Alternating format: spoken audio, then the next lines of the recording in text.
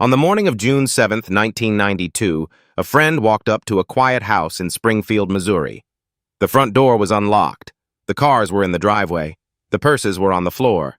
$900 in cash, untouched. A cigarette pack beside an unfinished can of Coke. The TV was still on, showing nothing but static. 3 women had been inside this house just hours earlier, a mother, her daughter, and her daughter's best friend. But when that friend walked through the door that morning, no one was there. No one was anywhere. And no one has been found since. June 6th, 1992. Suzie Streeter and Stacy McCall had just graduated from Kickapoo High School in Springfield, Missouri. They were 18 years old. Their whole lives were ahead of them. Suzie's mother, Sherrill Levitt, was there in the audience, watching her daughter walk across that stage. After the ceremony, the girls celebrated. Stacy got a Cocker Spaniel puppy as a graduation present. Suzie took photos at home with her friend Nigel. Then the girls headed out to their friend Janelle Kirby's house for a night of graduation parties. They had plans, big plans. The next morning they were all going to drive to Branson and spend the day at Whitewater, the water park. Stacy called her mother around 10 p.m. "Mom, don't worry. We're not going to Branson tonight." It was the last time Janice McCall would ever hear her daughter's voice. The girls bounced between a few parties that night. The last one was at their friend Michelle Elder's house. Springfield police broke up the party around 1:50 a.m. Suzie, Stacy, and Janelle headed back to Janelle's house in Battlefield around 2 a.m. But Janelle's house was packed. Out-of-town relatives had come in for graduation. There was no room. So Suzie and Stacy made a decision.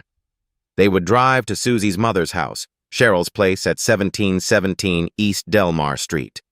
Suzie was excited. She wanted to show Stacy her new king-sized waterbed. It was supposed to be a fun sleepover, the last night of their high school years.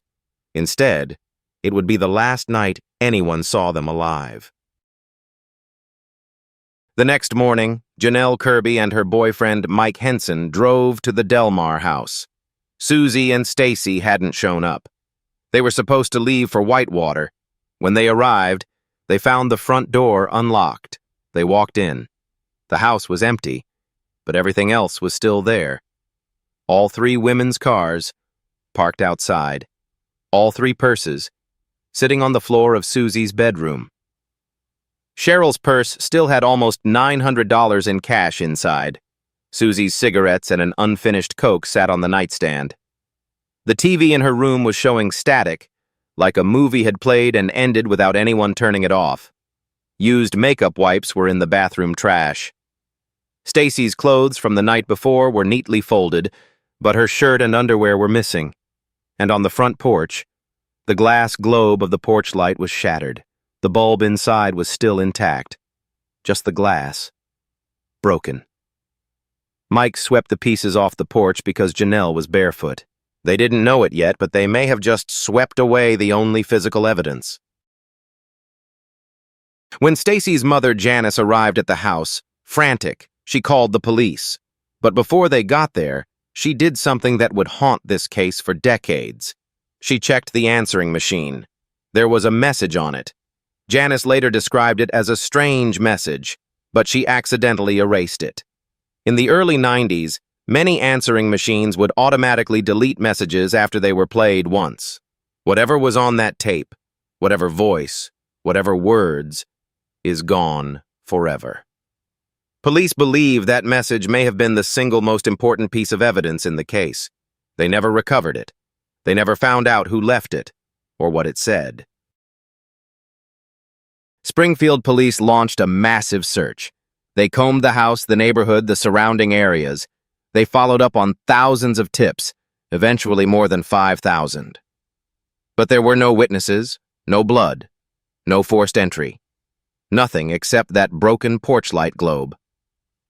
The women simply vanished between roughly 2:30 a.m., when Suzie and Stacy likely arrived at the house, and 9 a.m., when Janelle came looking for them. 6.5 hours, 3 women, gone without a sound. Early in the investigation, a detail surfaced. Neighbors reported seeing a van, described as an older green van, parked on the street near the house that night. One witness said they heard a dog barking aggressively around 3 a.m. Another said they heard a woman scream, but no one called the police. No one checked.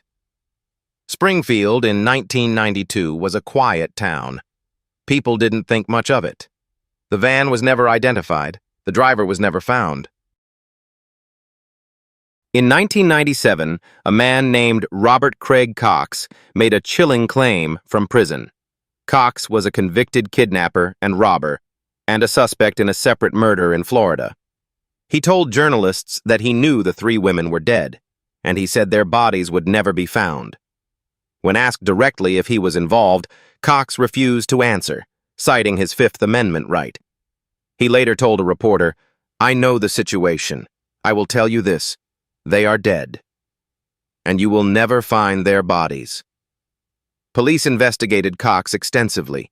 He was known to be in Springfield at the time, but most investigators ultimately concluded that Cox was not credible, that he was a manipulator seeking attention. Still, his words linger. You will never find their bodies. Another name surfaced over the years, Larry DeWayne Hall. Hall is a suspected serial killer from Indiana who traveled across the Midwest attending Civil War reenactments. He is believed to have abducted, raped, and murdered dozens of women between 1980 and 1994. Hall's pattern was chilling. He targeted women in small towns near his reenactment sites, almost always in the months of March, June, August, and September. On June 6, 1992, the day of the graduation, there were 2 battle reenactments in Pleasant Hope, Missouri, just 30 minutes north of Springfield. Wilson's Creek National Battlefield is located just 5 minutes from where the graduation parties took place. Hall was allegedly in the area that weekend. He was later convicted of the kidnapping and murder of another young woman and is currently serving a life sentence. He has never confessed to the Springfield 3, but investigators have never ruled him out. Then came the strangest lead of all. An anonymous tipster told police that the 3 women were buried beneath the foundation of a parking garage at Cox North Hospital in Springfield. In 2007, a crime reporter invited an engineer to scan the site with ground-penetrating radar. The results were startling. 3 distinct anomalies, roughly the same size, were detected deep beneath the concrete. 2 were parallel. 1 was perpendicular. The pattern was consistent with buried remains. The internet exploded. Thousands of people demanded that police dig up the garage, but police refused. They said the tipster, who may have been a psychic, provided no evidence or logical reasoning. The garage construction didn't begin until September 1993, over a year after the disappearances. Tearing it up would cost millions, and so the concrete remains undisturbed. The 3 anomalies remain unexplained. It has been over 30 years. More than 5,000 tips have come and gone. No arrests, no charges, no remains. Suzie Streeter, Stacy McCall, and Sherrill Levitt have never been found. The house on East Delmar still stands. The porch light has been replaced. The answering machine is long gone. In 2026, new forensic technology, including MVAC DNA collection, has offered a glimmer of hope. But as of today, the Springfield 3 remain one of the most baffling unsolved disappearances in American history. 3 women, 1 house, 1 night, and nothing but silence ever since. Sherrill Levitt was 47 years old. Suzie Streeter was 19. Stacy McCall was 18.